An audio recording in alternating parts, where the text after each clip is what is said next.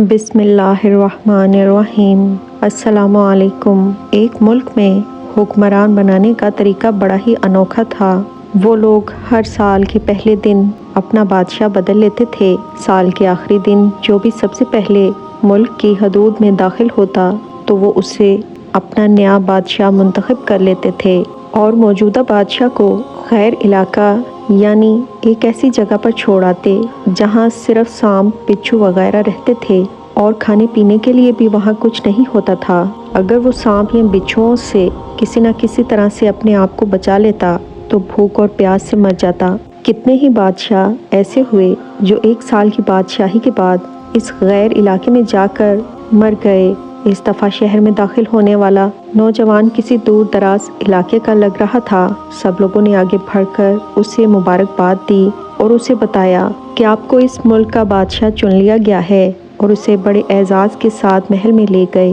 وہ نوجوان حیران بھی ہوا اور بہت خوش بھی۔ تخت پر بیٹھتے ہی اس نے پوچھا کہ مجھ سے پہلا بادشاہ کہاں گیا؟ تو درباریوں نے اسے ملک کا قانون بتایا کہ ہر بادشاہ کو 1 سال کے بعد جنگل میں چھوڑ دیا جاتا ہے اور نیا بادشاہ چن لیا جاتا ہے۔ یہ سنتے ہی وہ بڑا پریشان ہوا، لیکن پھر اس نے اپنی عقل کو استعمال کرتے ہوئے کہا کہ مجھے اس جگہ پر لے جاؤ جہاں تم بادشاہ کو چھوڑ کر آتے ہو۔ درباریوں نے سپاہیوں کو ساتھ لیا اور بادشاہ سلامت کو وہ جگہ دکھانے جنگل میں لے گئے۔ بادشاہ نے اچھی طرح سے اس جگہ کا جائزہ لیا اور واپس لوٹ آیا۔ اگلے دن اس نے سب سے پہلے یہ حکم دیا کہ محل سے علاقہ غیر تک ایک سرسبز شاداب راستہ بنا دیا جائے اور اس جگہ کے درمیان ایک ایسی رہائش تعمیر کی جائے جس میں ہر قسم کی سہولت میسر ہو اور دنیا کی ہر آسائش موجود ہو۔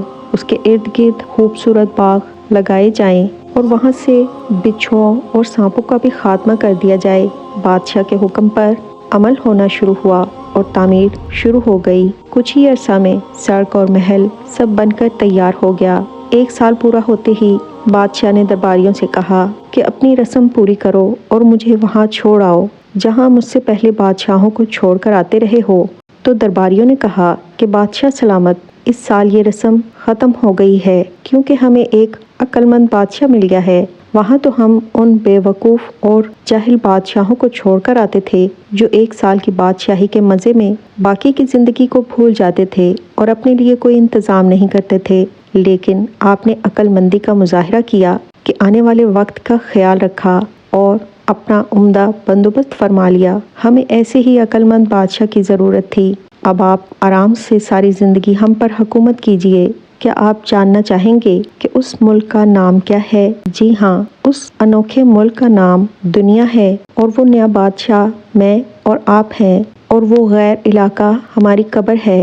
اب فیصلہ آپ خود کر لیجئے کہ کچھ دن بعد ہمیں بھی یہ دنیا والے ایک ایسی جگہ چھوڑ کر آئیں گے تو کیا ہم نے عقل مندی کا مظاہرہ کرتے ہوئے وہاں اپنے محل اور باغات تیار کر لیے ہیں، یا بے وقوف اور جاہل بن کر اسی چند روزہ زندگی کے مزوں میں لگے ہوئے ہیں اور دنیاوی زندگی کی ایک مخصوص مدت شاہی انداز سے گزار کر ضائع کر رہے ہیں؟ ذرا سوچیں کہ آج ہمارے پاس ابھی بھی کرنے کے لیے بہت کچھ ہے، لیکن ایک ایسا وقت آئے گا کہ پھر پچھتانے کی مہلت بھی نہیں ملے گی۔ اللہ پاک ہم سب کو اپنی آخرت کی تیاری خوب سچی فکر سے کرنے کی ہمت اور توفیق عطا فرمائے، اور ہمیں اپنے نیک بندوں میں شامل فرما لے اور ہمارے لیے جنت کا راستہ آسان بنا دے۔ آمین۔